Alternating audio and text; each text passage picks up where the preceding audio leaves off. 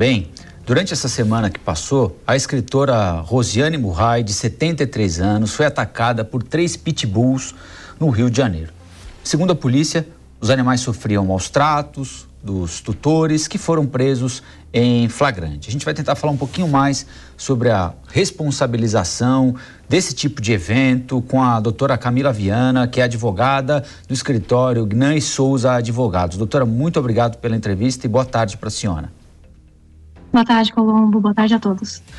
Doutora, como podem ser enquadrados tutores de animais que atacam, ferem alguém na rua, um outro animal de estimação, como a gente frequentemente vê, ou um homem, uma mulher, como aconteceu no caso da escritora do Rio de Janeiro?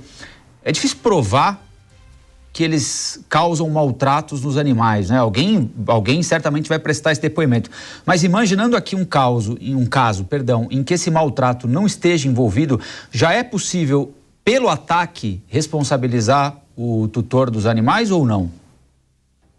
Depende da raça do cão, depende da legislação aplicável, né? Nós temos uma série de aplicabilidades para um crime desse tipo.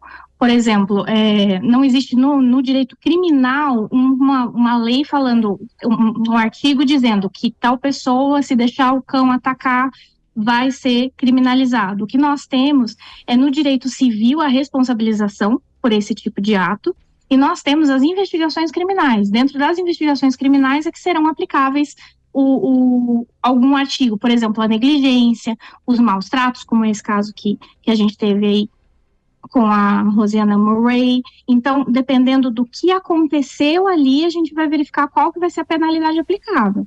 Se a gente tem, né, uma lei federal que determina que cães, algumas raças de cães específicas devem usar a focinheira, que geralmente são pitbull, os rottweilers, mas existem as leis municipais que determinam outras raças que também são aplicáveis, como boxer, bulldogs, a depender da legislação municipal.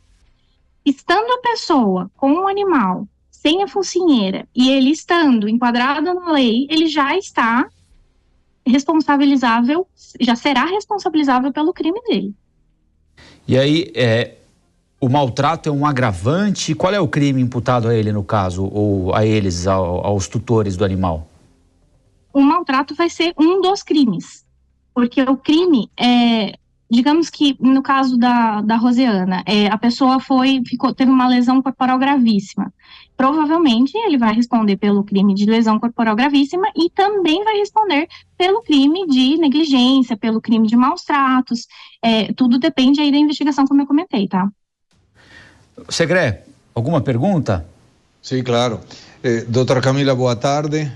Nesse caso em que temos a escritora que perde o braço, uma orelha, fora o trauma psicológico, né, que vai ficar, aplica aí a questão não apenas penal, mas também civil, né, de recomposição patrimonial, ou é só apenas a penal?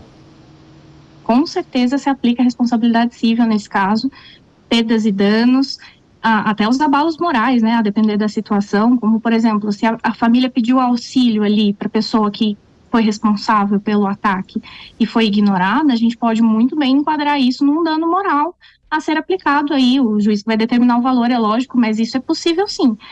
Gastos com medicamentos, hospitais, qualquer gastos, isso pode ser solicitado ressarcimento para o causador ali do dano. Doutora, certamente todo mundo, se não todo mundo, a grande maioria de quem está nos assistindo ou nos ouvindo, já se deparou com um cão de raças que são tidas como mais problemáticas, sem utilização de focinheira, às vezes sem a coleira. Parque do Ibirapuera, em São Paulo, isso era relativamente comum, até que a Guarda Civil tem dispositivo municipal determinando a utilização de focinheira, de coleira. No Parque Ibirapuera, por exemplo, nenhum cão de porte maior é permitido sem coleira, a não ser numa determinada área específica. Mas isso acontece muito em condomínio, né? Tem muito conflito de morador. Não, mas ele é bonzinho, o meu cachorro fica tranquilo, né? E às vezes acontece, infelizmente, uma tragédia como essa que aconteceu lá no Rio de Janeiro. Do ponto de vista jurídico, é possível um condomínio, por exemplo, fazer alguma coisa com um morador que anda com o cão sem guia ou que anda com o cão sem coleira, com alguém que frequentemente, um vizinho frequentemente que deixa o cão escapar ou que deixa ele ir para a rua também sem focinheira, também sem coleira? O que é possível fazer para prevenir quando há sinais de que um ataque assim pode acontecer, doutora? A lei determina que em vias públicas os animais têm que usar a focinheira. Então, se não estiver usando, a pessoa que verifica essa situação pode chamar a força policial para que o tutor seja responsabilizado, ele seja chamado a atenção, pelo menos, para que ele coloque a focinheira. Dentro de um condomínio, nós estamos falando de uma área que é privada, certo? Então, nós temos as convenções de condomínio que podem ser criadas pelo condomínio, através de assembleias, para que certas regras sejam determinadas ali entre os condôminos. Então, se nós temos vários, vou dar um exemplo bobo, mas assim, vários boxers dentro de um condomínio e nesse condomínio já teve casos de acidentes. Então, na própria assembleia pode ser determinado que na convenção de condomínio não possa transitar dentro das áreas comuns com um animal sem a focinheira. Mas isso tem que ser regulamentado dentro da Assembleia para constar no edital, tá? Muito bem, nós conversamos aqui com a doutora Camila Viana, advogada civilista do escritório Gnan e Souza Advogados. Doutora, muito obrigado pela entrevista e um bom sábado para a senhora. Eu que agradeço, para vocês também. Boa tarde. Boa tarde.